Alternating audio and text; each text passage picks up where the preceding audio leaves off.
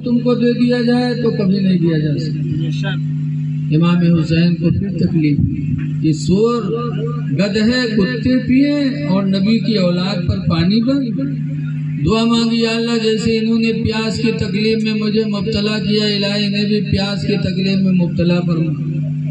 تو جس نے کہا تھا کہ ایک گھونٹ پانی نہیں دیا جائے گا، امام حسین کی دعا کے بعد اس کو ایسی پیاس لگی کہ یزیدی سراہی بھر بھر کے اس کے منہ میں ڈالنے لگے، لیکن بس آواز یہی پیاس پیاس پیاس۔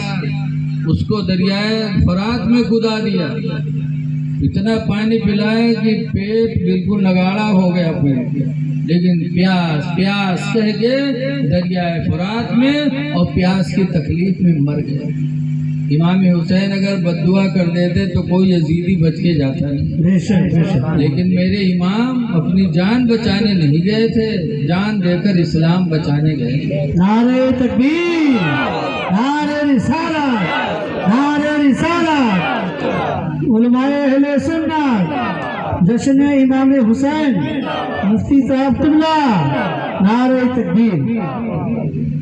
جنگ شروع ہو گئی، ساتھی لوگ ایک کے بعد دیگرے شہید ہوتے رہے، یہاں تک کہ حضرت قاسم جو امام حسین کے بھتیجے تھے، امام حسن کے لڑکے تھے، آئے کہا چاچا مجھے بھی اجازت دے دو، میں بھی شہادت حاصل کر لوں۔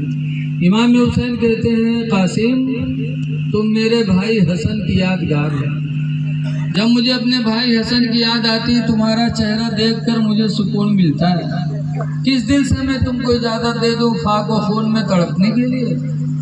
کہ حضرت قاسم کو فوراً یاد آیا، ایسے آستین ہٹائی، تعویذ پہنے تھے، تعویذ کھول کر اپنے چچا حسین کو دی، وہ تعویذ امام حسن نے پہنائی تھی، کہا قاسم یہ تعویذ پہن لو، اور ایک وقت آئے گا کربلا کا جب تم میرے بھائی حسین سے شہادت کی اجازت مانگو گے تو حسین اجازت نہیں دیں گے، یہ تعویذ دکھا دینا۔ حضرت قاسم نے تعویذ نکالی، امام حسین کو دیا، تو اس تعویذ میں امام حسن نے لکھا تھا بھائی حسین میرے بیٹے قاسم سے کون سی غلطی ہو گئی کہ شہادت سے روک رہے ہو، خدا کے واسطے میرے بیٹے قاسم کو اجازت دے دو۔ حضرت قاسم کو امام حسین نے جب وہ تعویذ پڑھی تو اجازت دی۔ حضرت قاسم کا چہرہ حضور کے چہرے سے ملتا جلتا تھا، جیسے میدان کاردار میں پہنچے یزیدیوں نے دیکھا تو سمجھے کہ اللہ کے رسول لڑنے آ گیا تو بھگے۔ اب عمرو بن سعد نے غور سے دیکھا کہ لوٹو لوٹو، حضور نہیں ہے بلکہ یہ حسن کا بیٹا